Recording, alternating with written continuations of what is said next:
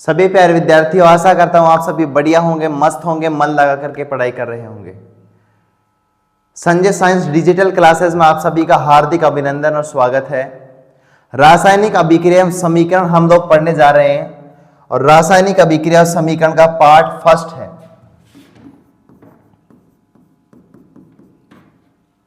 देखो, रासायनिक अभिक्रिया क्या होती है, रासायनिक समीकरण क्या होते हैं, वो सभी आप इस चैप्टर के अंदर पढ़ेंगे। सबसे पहले पॉइंट कौन सा है दोस्तों?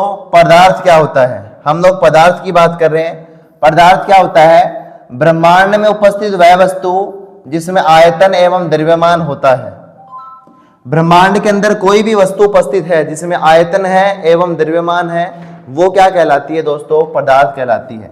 तो यहां हम लोग आयतन की बात कर रहे हैं और द्रव्यमान की बात कर रहे हैं। तो ब्रह्मांड में उपस्थित वह वस्तु जिसमें आयतन एवं द्रव्यमान होता है, उसको क्या कहा जाता है? पदार्थ कहते हैं। अब देखो, रासायनिक अभिक्रिया क्या होती है? कोई भी पदार्थ है, जिस भी पदार्थ में रासायनिक परिवर्तन होगा ना, उसे क्या कहा जाता है? रासायनिक अभिक्रिया कहते हैं।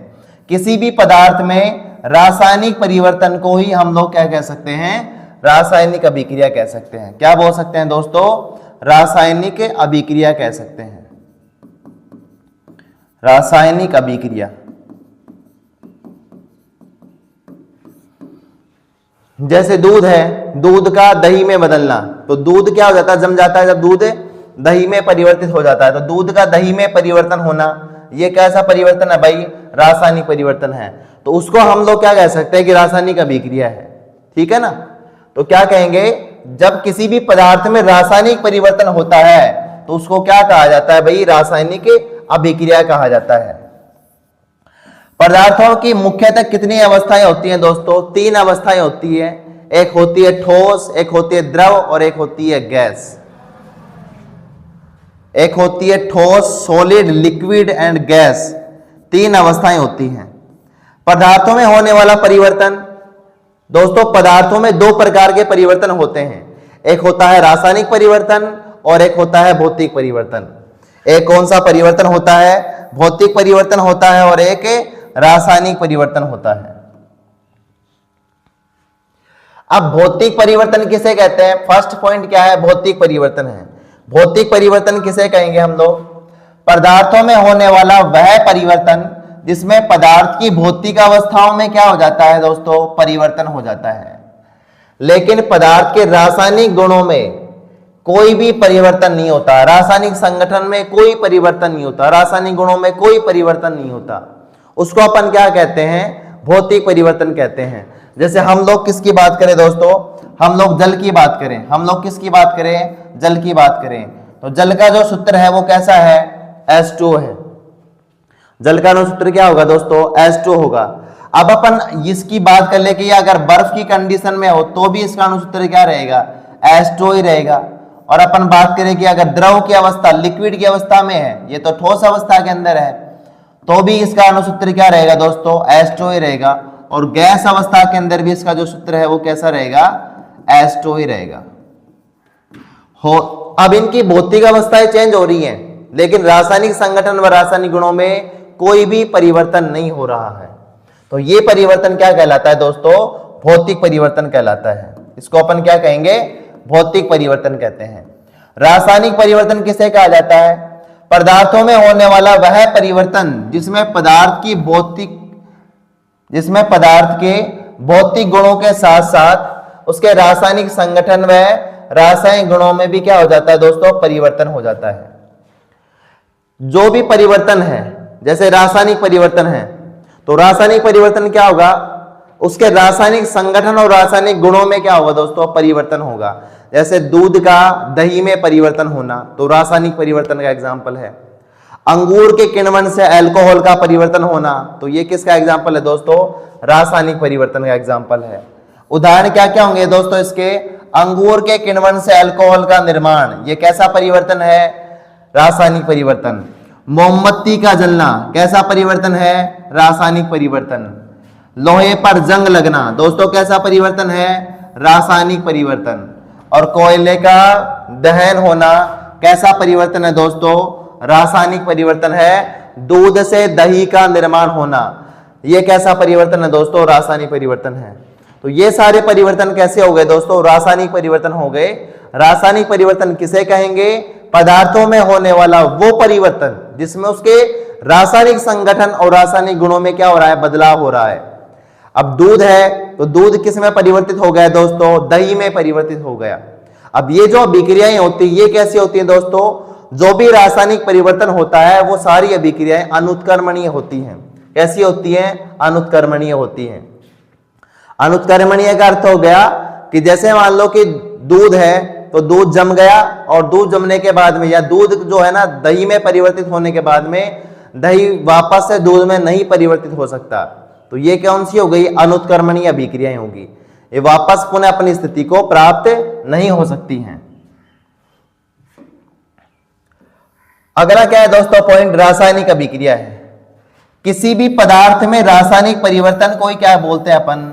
रासायनिक अभिक्रिया कहते हैं। जैसे मैग्नीशियम का दहन है। अब मैग्नीशियम का जब दहन किया जाता है तो मैग्नीशियम रिबन को जलाने से पहले उसको साफ भी किया जाता है रेगमाल से।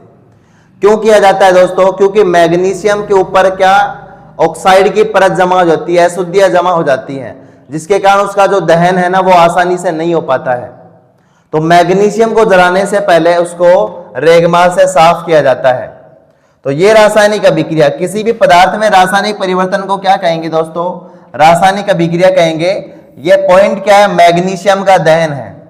हम लोग जब मैग्नीशियम का दहन करते हैं तो मैग्नीशियम प्लस ऑक्सीजन, ये क्या बनेगा दोस्तों? यहां पर मैग्नीशियम ऑक्साइड। यहां पर दिखाया जा रहा है दोस्तों कि मैग्नीशियम रिबन है और मैग्नीशियम रिबन का क्या हो रहा है? दहन हो रहा है। और यहां पर वॉच ग्लास के अंदर मैग्नीशियम ऑक्साइड इकट्ठा हो रहा है। खास बात यह कि जब मैग्नीशियम रिबन को जब जलाया जाता है ना तो यह श्वेत ज्वाला के साथ में जलता है। कौन सी ज्वाला के साथ में जलता है दोस्तों? श्वेत ज्वाला के साथ में जलता है। और इसमें जो पदार्थ बनता है मैग्नीशियम ऑक्साइड, यह भी कौन से कलर का होता है? श्वेत रंग का होता है। कौन से कलर का होगा दोस्तों? श्वेत रंग का होगा। इट मींस जब मैग्नीशियम ऑक्साइड को अपन जलाएंगे तो मैग्नीशियम ऑक्साइड को जब जलाया जाता है तो श्वेत ज्वाला के साथ में जलेगा और श्वेत रंग का ही पदार्थ बनता है जिसको अपन लोग क्या बोलते हैं? मैग्नीशियम ऑक्साइड कहते हैं। अब यह अभिक्रिया असंतुलित है तो यहां अपन लोग अभी संतुलित कर लेते हैं, आगे फिर बात करेंगे क्या है।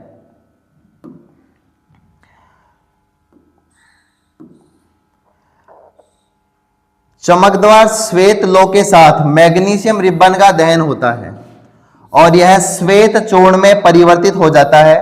यह मैग्नीशियम ऑक्साइड का चूर्ण है। वायु में उपस्थित ऑक्सीजन तथा मैग्नीशियम के बीच होने वाली अभिक्रियाओं के कारण यह बनता है। अब रासायनिक समीकरण क्या होगा इसका? मैग्नीशियम है, ऑक्सीजन के साथ में अभिक्रिया करके क्या बनाया दोस्तों? मैग्नीशियम ऑक्साइड बनाया। और कैसे कलर का है? ये श्वेत रंग का है। आगे अपन बात करेंगे दोस्तों कि रासायनिक समीकरण लिखने के चरण। रासायनिक समीकरण को कैसे लिखा जाता है? कैसे लिखा जाएगा रासायनिक समीकरण को? इन रासायनिक अभिक्रियाओं के बाद में रासायनिक समीकरण को कैसे लिखा जाता है? देखो, जब अपन कोई भी रासायनिक अभिक्रिया लिखते हैं दोस्तों तो किसी भी रासायनिक अभिक्रिया को लिखने से पहले किसको लिखा जाता है? अभिकारक को या क्रियाकारक को लिखा जाता है। सबसे पहले हम लोग किसको लिखते हैं दोस्तों? यहां पर लेफ्ट हैंड साइड के अंदर किसको लिखा जाता है दोस्तों? अभिकारक को लिखा जाता है। और जब हम लोग अभिकारक को लेफ्ट हैंड साइड के अंदर लिख देते हैं तो फिर बाद में किसका चिन्ह लगाते हैं दोस्तों? तीर का चिन्ह लगाते हैं। और यहां पर तीर का चिन्ह क्या दर्शाता है दोस्तों? अभिक्रिया की दिशा को दर्शाता है कि अभिक्रिया किस डायरेक्शन में हो रही है, किस दिशा में हो रही है। या तीर का चिन्ह अभिक्रिया की दिशा को प्रदर्शित करता है कि किस दिशा के अंदर अभिक्रिया हो रही है, किस दिशा में अभिक्रिया हो रही है। सेकंड चरण क्या होगा दोस्तों? तीर का चिन्ह लगाने के बाद क्रियाफल या अपन किसको लिखते हैं भाई? उत्पाद को लिखा जाता है। कहने का मतलब यह हो गया कि सबसे पहले हम लोग किसको लिख रहे हैं दोस्तों? इधर अभिकारक को लिख रहे हैं और अभिकारक को लिखने के बाद के अंदर तीर का चिन्ह लगाते हैं और फिर बाद में किसको लिखा जाता है? उत्पाद को लिखा जाता है।